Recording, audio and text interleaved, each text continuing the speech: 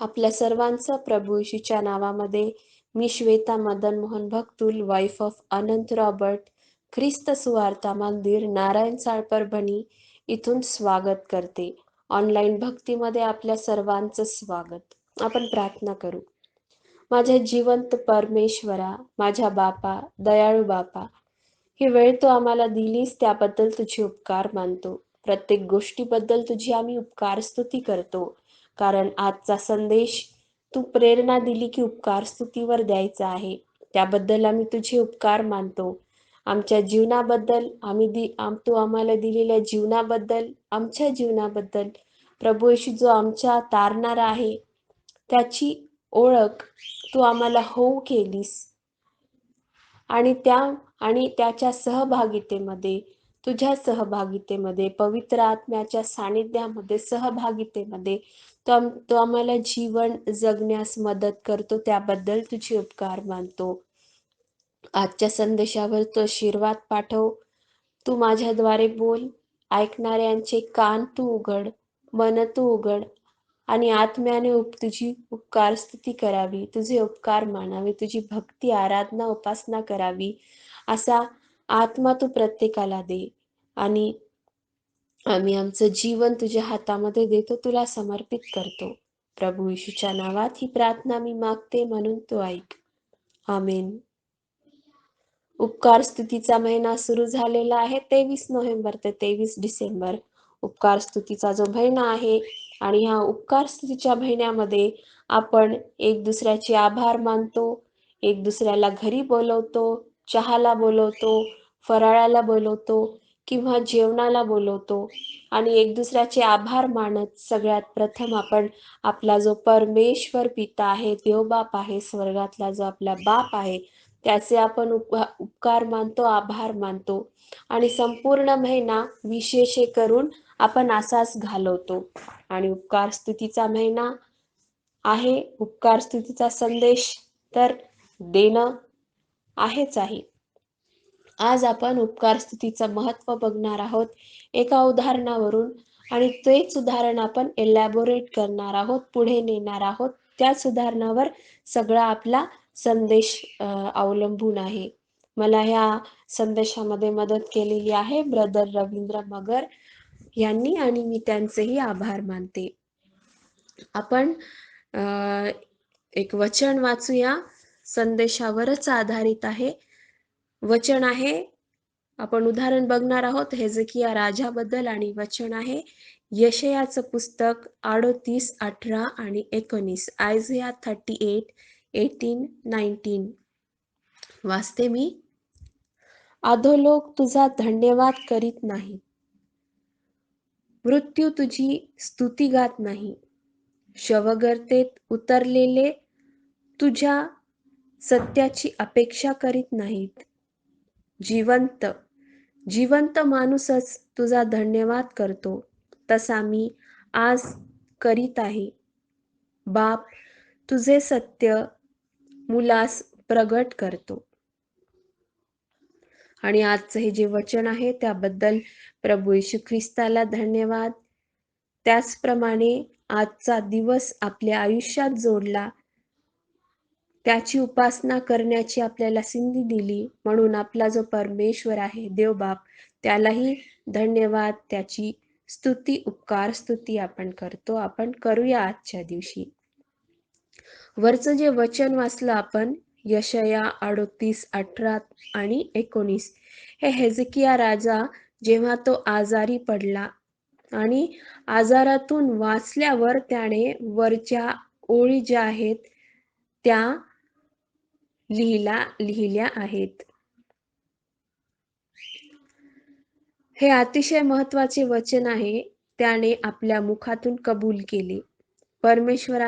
परमेश्वर कशाने प्रसन्न होतो व कुठे तो वास करतो याची जाणीव हेजकियाला झाली.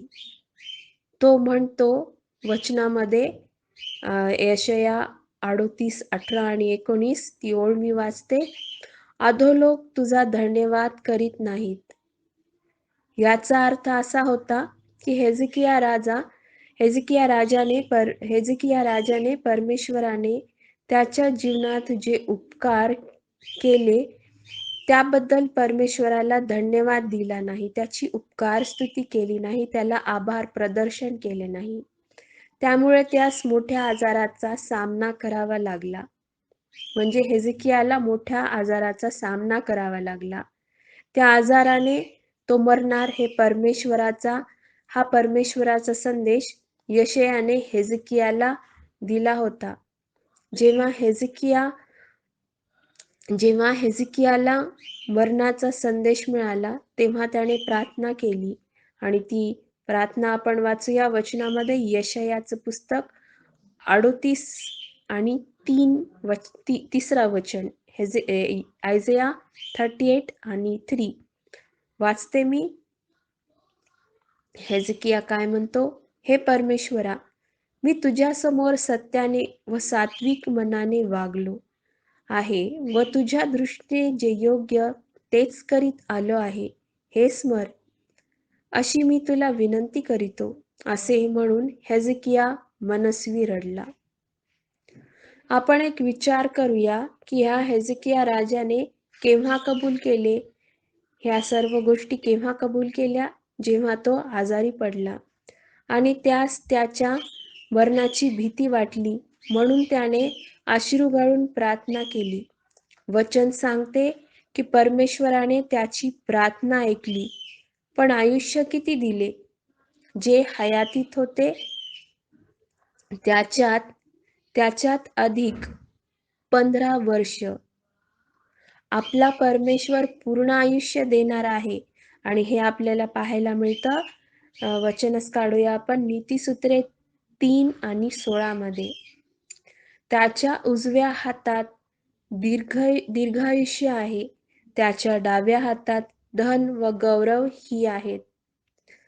परमेश्वर त्याचे भय धरणाऱ्याला दीर्घायुष्य देतो. आणि जे उदाहरण आपण बघत आहोत हेzekiया राजा, तर हेzekiया राजाच्या बाबतीत पहिले तर ते फक्त 15 वर्ष वाढले. आणि जर आपल्याला माझ्या पंजोबांचं उदाहरण, डॉक्टर नारायणराव दांडेकरांचं उदाहरण माहीत असेल, कारण माझे बाबा पास्टर मदन मोहन भक्तुल ख्रिस्तवासी जे आज आहेत, त्यांनी बऱ्याचदा चर्चमध्येही हे उदाहरण दिलं की जेव्हा प्रभू येशूने त्यांना दर्शन दिलं आणि दर्शन दिल्यानंतर माझं घर कुठे, असं जेव्हा प्रभू येशूने त्यांना विचारलं, तेव्हा ते म्हणाले, मी तर म्हणजे डॉक्टर नारायणराव दांडेकर म्हणाले की मी तर आत्महत्या करायला निघालेलो आहे आणि मी तर आस्थमा पेशंट आहे, मला हा त्रास सहन होत नाही. आणि परमेश्वराने म्हणजे प्रभू येशू ज्यांनी त्यांना दर्शन दिलेलं होतं, त्यांनी त्यांचे 10 वर्ष वाढवले. आणि ह्या उदाहरणावरून शास्त्रामधलं हेzekiया राजा आणि माझे पंजोबा डॉक्टर नारायणराव दांडेकर या 2 उदाहरणावरून आपण हे नीतिसूत्रे 3:16 हे वचन खरं आहे आपल्या जीवनामध्ये. त्यांच्याच नाही, ह्या 2 उदाहरणातच नाही, आपल्या प्रत्येकाच्या जीवनामध्ये खरं आहे हे आपण असा निष्कर्ष काढू शकतो. कारण आपला परमेश्वर या वचनाप्रमाणे दीर्घायुष्य देणारा आहे. तर या वचनाचा अर्थ असा आहे की परमेश्वराने हेzekiया राजाला एक पश्चातापाची आणखी एक संधी दिली, त्याला एक मोका दिला. दावीद राजाबद्दल जर आपण पाहिलं तर त्याच्या हातून पुष्कळ पाप झाले होते, पण त्या पापांची दावीद राजाला जाणीव झाली होती. त्याने पूर्ण अंतःकरणातून पश्चाताप केला. त्यामुळे परमेश्वर त्याच्यावर प्रसन्न झाला, आनंदी परमेश्वर झाला. दाविदाने प्रत्येक परिस्थितीमध्ये परमेश्वराला धन्यवाद दिला. परमेश्वरच त्याची भिस्त होती. त्याच्यामुळे त्या दावीद राजाला धन, मान, आयुष्य भरपूर मिळाले. आणि आपण बघूया पहिले इतिहास 29 आणि 38. आयुष्य, धन व मान यांनी संपन्न होऊन आणि चांगला वृद्ध होऊन तो म्हणजे दावीद राजा मृत्यू पावला. त्याचा पुत्र शल्मोन त्याच्या जागी राजा झाला. किती सुंदर असं वचन आहे. परत आपण जे हेजेकिया राजाचं उदाहरण बघत होतो, त्या उदाहरणावरच एक दोन प्रश्न मी विचारू इच्छिते. तर हेजेकिया राजा आजारी पडण्याचे कारण काय होते आणि कशामुळे तो एवढा भयानक आजारी पडला?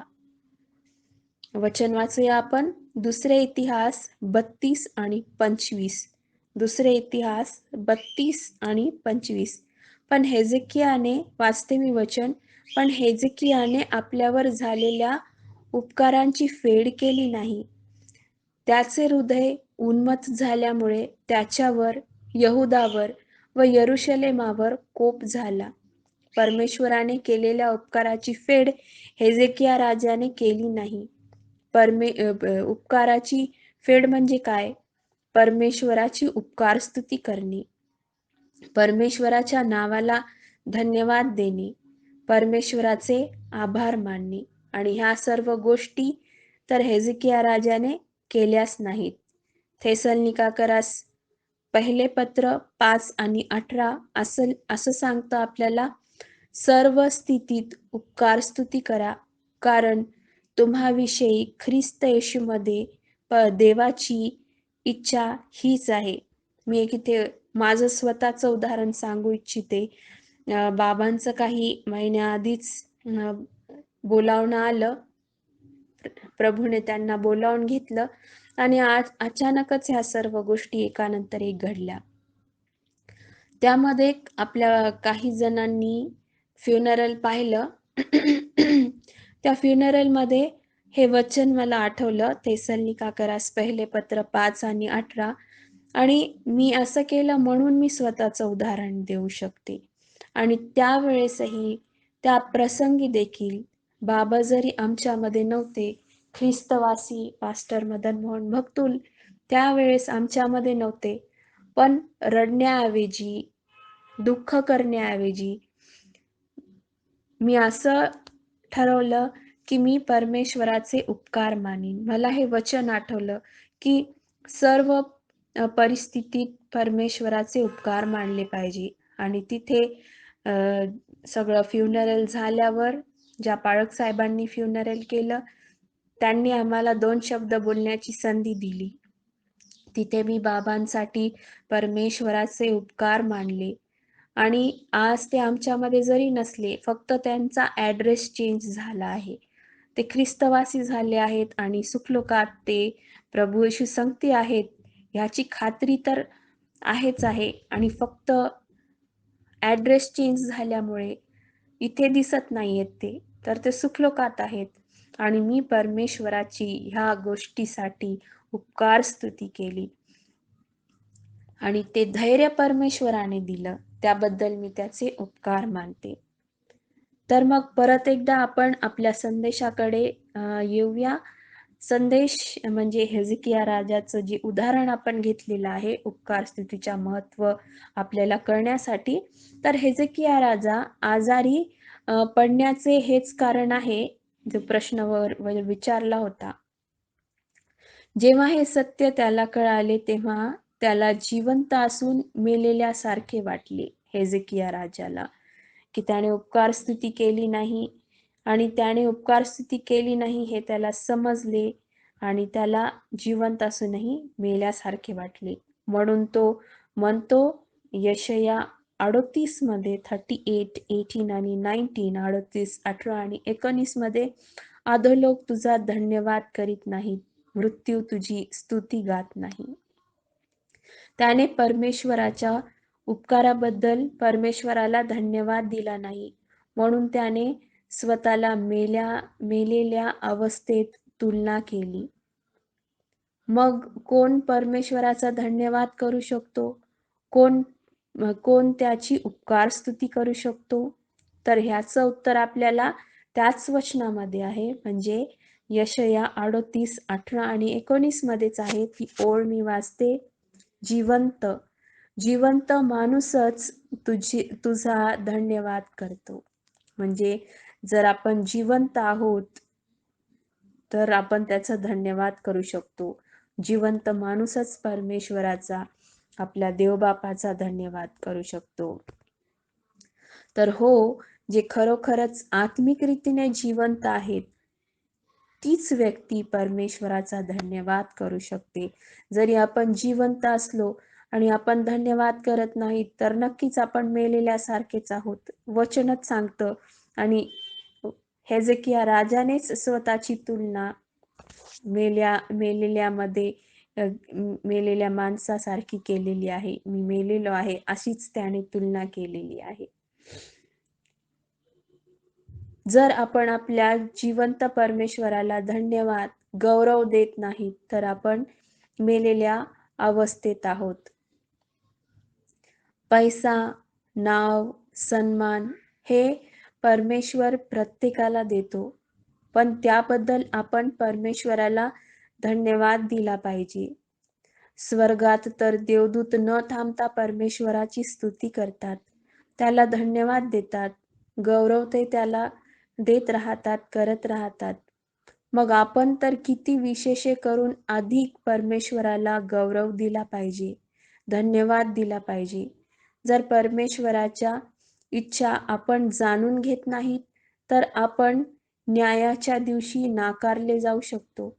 अनेक लोक आपल्याला माहीत आहे, आजूबाजूची आपण इकडे तिकडे बघू तर आपल्याला समजतं की अनेक लोक प्रार्थना करतात, ते संदेश देतात, अद्भुत कृत्य, अद्भुत कार्य ते करतात, पण त्या सर्वांचं श्रेय ते स्वतःलाच देतात. स्वतःचं क्रेडिट ते स्वतःलाच देतात, स्वतःच क्रेडिट घेऊन टाकतात. देवाची परमेश्वराची इच्छा आहे की आपण प्रत्येक गोष्टीत त्याला धन्यवाद दिला पाहिजे. जर आपण स्वतःलाच ते क्रेडिट, ते श्रेय देतो, तर याचा अर्थ आपल्या सेवेविषयी आपल्यात उन्मत्तपणा आहे, गर्व आहे. अशाने प्रभू येशू म्हणतात की तुमची ओळख कधीच नव्हती. अहो अनाचार करणाऱ्यांनो, तुम्ही माझ्यापासून निघून जा. आणि असं म्हटलं जातं की बायबलमध्ये असं म्हटलं जातं की भविष्य काळामध्ये हे सगळ्यात निराशमय वचन असू शकतं. निराशमय प्रभू येशूचे आपल्याबद्दल बोल असू शकतात. आणि असं आपल्यासोबत होऊ नये, ह्याची आपण दक्षता घेतली पाहिजे. आपण वॉर्निंग त्याची घेतली पाहिजे स्वतःसाठी आणि इतरांसाठी पण. आणि आज आपल्याला आजचा जो संदेश आहे तो बोलत आहे की आपण परमेश्वराने दिलेली कोणतीही सेवा आपली असू द्या, त्याच्यासाठी परमेश्वराला धन्यवाद दिला पाहिजे. परमेश्वराने आत्मिक आशीर्वाद दिले असतील, त्याबद्दल प्रभूला, परमेश्वराला धन्यवाद दिला आपण पाहिजे. आपल्या प्रार्थनेद्वारे अनेक लोकांना आशीर्वाद मिळत असतील, अनेक लोकांना पाप, श्राप, सैतान, अंधकार अशा अनेक बंधनातून सुटका मिळाली असेल, तर ह्याचा गर्व आपल्याला करायचा नाहीये. अजून आपल्याला स्वतःला नम्र करायचं आहे. अजून प्रभूच्या चरणाजवळ आपल्याला यायचं आहे. परमेश्वर आपल्या प्रत्येकाला त्याच्या पंखाखाली सुरक्षित ठेवेल. प्रेषित पाऊल करिंथकरास पहिले पत्र 11:31, करिंथकरास पहिले पत्र 11:31 मध्ये असं म्हणतो, आपण आपला न्यायनिवाडा केला असता तर आपल्यावर दंड ओढवला नसता. आपण जे काही करू ते सर्व परमेश्वराच्या गौरवासाठी करूया. मग आपले मन उन्मत्त होऊ न देता अधिक नम्र होऊन आपला जिवंत उद्धारक जो प्रभू येशू ख्रिस्त आहे याला भेटण्यासाठी आपण सिद्ध होऊया. काही प्रश्न मी आपल्याला विचारते आणि त्याची उत्तरं पण आपण वचनातूनच बघूया. सार्दिसच्या मंडळीसारखे जीवन आपलं आहे की नाही हे आपण चेक करू. प्रगटीकरण 3 अध्याय आणि 1 वचन. प्रगटीकरण 3 आणि 1. ज्याच्याजवळ देवाचे 7 आत्मे आहेत व 7 तारे आहेत. तो असा म्हणतो, तुझी कृत्य मला ठाऊक आहे. तू जिवंत आहेस असे तुझ्याविषयी तू जिवंत आहेस असे तुझ्याविषयी म्हणतात, पण तू मेलेला आहेस. स्तुती दुसरा प्रश्न आणि त्याचं उत्तर, स्तुती कधी करावी? परमेश्वराची उपकार स्तुती, धन्यवाद, आभार प्रदर्शन कसं करावं? उत्तर आहे वचनातून. स्तोत्रसंहिता 34 आणि 1. परमेश्वराचा धन्यवाद मी सर्वदा करीन, माझ्या मुखात त्याचे स्तवन सतत असेल. तिसरा प्रश्न आणि त्याचं उत्तर, स्तुती कशी करावी? उत्तर, स्तोत्रसंहिता 9 आणि 1. मी अगदी मनापासून परमेश्वराचे उपकार स्मरण करीन, तुझ्या सर्व अद्भुत कृतींचे वर्णन करीन. आणि म्हणून आपली हीच प्रार्थना असली पाहिजे. कशी प्रार्थना? स्तोत्रसंहिता 5 आणि 3 सारखी. हे परमेश्वरा, प्रातकाळी तू माझी वाणी ऐकतोस. सकाळी मी प्रार्थना व्यवस्थित रचून तुला सादर करीन आणि तुझी प्रतीक्षा करीत राहीन. आणि आपल्या सर्वांना ही विनंती आहे, उपकार स्तुतीचा महिना आहे. अशी तर दररोजच आपण उपकार स्तुती केली पाहिजे. पण हा उपकार स्तुतीचा जो महिना आहे, त्या महिन्यामध्ये विशेष करून तेही दररोज आणि स्तोत्रसंहिता 5 आणि 3 प्रमाणे आणि त्याचप्रमाणे स्तोत्रसंहिता 34 आणि 1 प्रमाणे परमेश्वराची नेहमी उपकार स्तुती आपण केलीच पाहिजे, सतत केली पाहिजे, दररोज केली पाहिजे, जितक्यादा होईल तितक्यादा केली पाहिजे.